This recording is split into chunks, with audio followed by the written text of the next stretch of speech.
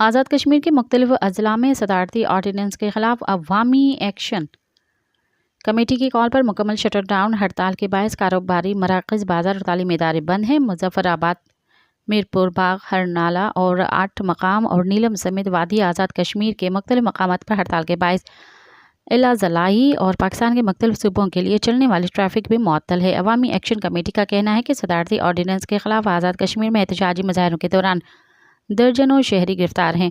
ہڑتال اظہار رائے کی آزادی کو یقینی بنانے کے لیے ہے۔ حکومت آزاد کشمیر نے 1 ماہ قبل صدارتی آرڈیننس کے ذریعے احتجاجی جلسے، جلوس، مظاہروں پر پابندی لگائی تھی۔